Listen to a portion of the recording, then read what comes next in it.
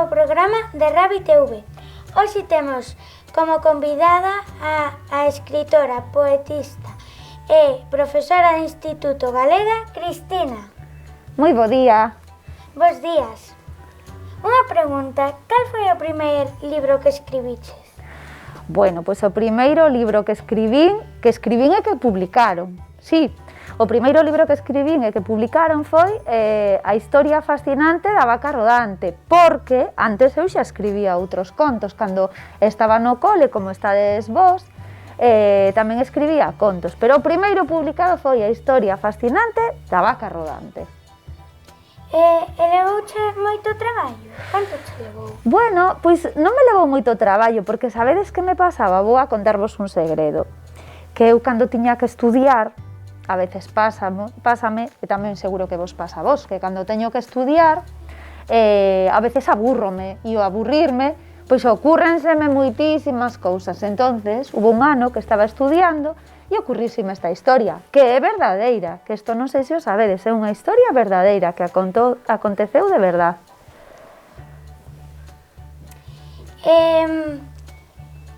Cando comezaches a escribir os teus libros?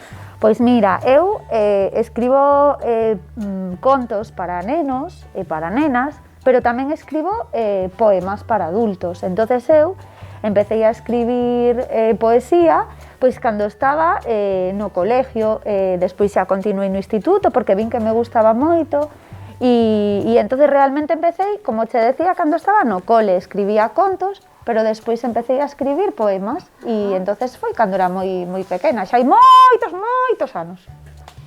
E cando comezache a ser profesora de instituto?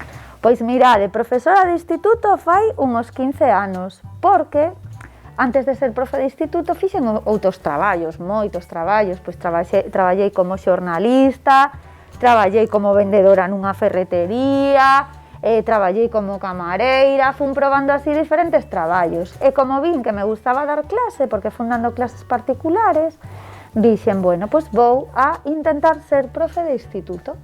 E así foi como empecé. En que cidade te inspirache máis para facer un libro? Bueno, pois mira, realmente teño uns contos, unha serie de contos que lle chamamos os de paseo con, que falan de cidades galegas. Entonces, en cada un desos contos vamos contando aos nenos e as nenas como son esas cidades, porque a veces paseamos polas cidades e parece que vamos atontados e atontadas. Entonces digo, pois temos que conocer ben o sitio onde vivimos. Por exemplo, aquí, en Pontevedra, cando me viñen a vivir para aquí, escribín un que se titula De paseo con Elena. Entonces, de paseo con Elena, o que fai é visitar a cidade de Pontevedra. Entón, tú, se levas o conto, podes ir visitando todas as plazas e sabendo que é o que pasou na cidade. Teño outro sobre Lugo, que de paseo con Paulo, outro sobre Coruña, que de paseo con Cruña. Entonces, a inspiración nese caso foi para que todo o mundo coñeza os sitios tan fantásticos e maravillosos que hai en Galicia para visitar. E cal é o teu libro favorito? Ai, pois eso é moi difícil. Eso é como se preguntamos na casa cal dos irmáns ou cal das irmás é a favorita, non? Todo é como ter fillos e fillas, entonces encántanos todos. Pero realmente, un dos primeiros libros que escribín foi este que tedes aquí, que se chama Os poemas do río. E Os poemas do río é unha obra de teatro e gústame moito porque hai un escritor que se chama Antonio García Teijeiro, que é de Vigo, e entonces lendo un dos seus libros no que se explica como facer poesía cos alumnos e cos alumnas, dixen, pois este libro dame moitas ideas, e con ese libro fixen a primeira obra de teatro, rimada, porque está escrita en poesía, e ese é un dos meus libros favoritos, porque ademais a ilustradora deu unha sorpresa. A ilustradora deste conto, que é amiga miña, que se chama Aurora, dixo, non che vou a enseñar como vai a ser o personaxe principal deste conto. E o personaxe principal é unha mestra. Entonces, ela, que era moi pilla, dixo, non che digo nada porque quero que sexa unha sorpresa para ti. E eu había tempo que lle mandara unha foto cun gorro que comprei ruso e proveino. Tiña un ukelele na man e mandei esa foto. E entonces, cando volvín do Brao, despois de mandarlle esa foto, que lle mandei, pois como mandamos ahora unha foto polo WhatsApp, mirade que sorpresa tiña, que podo collelo, verdad? Sí. Tiña todo o conto feito co meu gorro, coas miñas gafas, co vestido que levaba posto, e entonces a verdadeira protagonista do cole, do conto, era esta profe do cole. Vale, entonces para mí isto foi como unha sorpresa moi grande e Aurora, que é a ilustradora, sorprendeume moito, por eso ese é un dos meus contos favoritos. Hola, Cristina. Hola, que tal? Como estás? Moi ben. Veña a facerte unhas preguntas. Moi ben, pois imos alo. A primeira é en que te inspiras a hora de escribir un novo libro. Pois, non sei quen era que decía que a inspiración te tiña que coller traballando, entón a inspiración está moi ben, pero temos que irlle dando xeito. Normalmente ocúrrenseme ideas que anoto nun papel e despois máis adiante o que fago é como estiralas, non? Deixo como cando facemos unha empanada, que facemos o boliño da masa e o deixamos aí a que levede, que sube, deixo aí en pausa e digo, bueno, teño esta idea. Entón, sobre esa idea, vou traballando despois. E normalmente, pois, por exemplo, nos contos para nenos, gústame moito escribir historias basadas en feitos reales. A vaca rodante, por exemplo, está basada na historia de unha amiga que tiña vacas, a historia fascinante da vaca rodante. Entonces, esas vacas caeron a rolos polo monte da Fonsagrada, e claro, diredes, pobre vaca, matouse, non? Pois non se matou. E esa foi a historia, non? Que seguiu adiante. Entón, eu mezclo realidade con conto, e esas solen ser as miñas inspiracións. Outras veces, por exemplo, como no caso de Don Ferretín Ferretón e o seu cadelo Lamón, é unha historia sobre o can de palleiro. A min pareceume moi interesante que todos os nenos e as nenas de Galicia souberan que temos un can que é propio, noso, que é da nosa, digamos que no noso mismo territorio. E entonces por eso fixen Don Ferretín Ferretón, que é un can de palleiro e que rescata ao seu dono, que lle pasa aí unha cousa peligrosa, e entonces, bueno, na realidade, na vida, que é o que máis nos gusta. Cal foi o libro co que estás máis satisfeita con o teu traballo? Pois, máis satisfeita, eu penso que estou satisfeita con todas as cousas que escribo. Bueno, tamén é verdad que si mos deixaran retocar, sempre retocaría algún, non? Pero, como decía noutro momento, os poemas do río foi un dos meus primeiros libros, e o feito de poder escribir poesía e teatro xunto gústame moito, sobre todo porque a mí me encanta o teatro. Ir a ver o teatro para mí é apasionante, ver como a xente che conta historias, como a través dos xestos che fai vivir un mundo paralelo, porque é o máis parecido que hai a ler, non? Entonces, para min que alguén este aprendéndose todo ese papel que che faga vivir unha historia é fantástico. Entonces, escribir un libro de teatro para min é moi interesante, porque sei que hai moitos coles e moitos nenos que poden chegar a representar e facelo pasar ben non só a eles mesmos actuando e a elas mesmas, sino tamén os espectadores e as espectadoras que van a disfrutar. Entonces, sí que me gusta especialmente os poemas do río, e porque fala de mulleres escritoras, que a veces se esquece que estamos aí escribindo. Entonces, o feito de sacar a mulleres que foron escritoras importantes en Galicia e en galego tamén me parece moi importante. E xa tes algún outro libro pensado para publicar? Pois sí, porque sempre hai algún aí na retagarda. O que pasa que con estos tempos, por eso necesitamos que a xente lea moito, porque claro, temos aí moitas ideas na cabeza. Teño algún libro preparado, un que vai a tratar sobre indios e sobre indias, coas súas plumas e demais, e está aí como no punto de saída, que se vai a titular A filla de Dona Lúa Vermella, e conta unha historia dunha familia de indios que teñen aí están esperando, teñen aí un problema e está aí esperando para sair tamén o libro. E que instituto das clases? Pois mira, levo 15 anos dando clase e normalmente sempre me tocou cambiar de instituto. Este ano estou dando clase no Instituto Francisco Asorei de Cambados e é o meu segundo ano. É a primeira vez que repito, porque sempre me tocan diferentes, pero estou en Cambados dando clase. Moi feliz e moi contenta, un instituto maravilloso, con compañeiros e compañeiras maravillosos e con un alumnado estupendo. E tes pensado dar clases en algún colexio? Pois a verdade é que hai anos estudiei e fixen unha carreira para dar clases nun colexio, pero como isto depende un pouco dos exámenes e como me decía algún dos teus compañeiros, se facía moitas cousas, fago moitas cousas, entonces a veces é difícil ter que estudiar, traballar, escribir. Entonces, bueno, nun futuro, eu son moi de facer moitas cousas, entón o mellor nun futuro cambio, así que teño que anotar o cole de Chancelas, que me gusta moito o que está pasando aquí, así que vou anotar por si teño que cambiar de cole. Chancelas está aí na miña axenda. Hola, Cristina. Hola, Miguel, que tal? Moi ben. Teño unha preguntiña. Pregúntame. Que é máis difícil de escribir, poesía ou literatura? Pois mira, é que a literatura tamén é poesía. Tú queres decir prosa ou poesía? Eso que me queres decir? Me refiro a escribir poema ou máis ben libros ou... Claro, xa te entendí. Mira, son cousas moi diferentes. A min coa poesía o que me pasa é como que me aparece na cabeza, sabes? De repente ocurreseme unha idea e entonces teñome que poñer a escribir.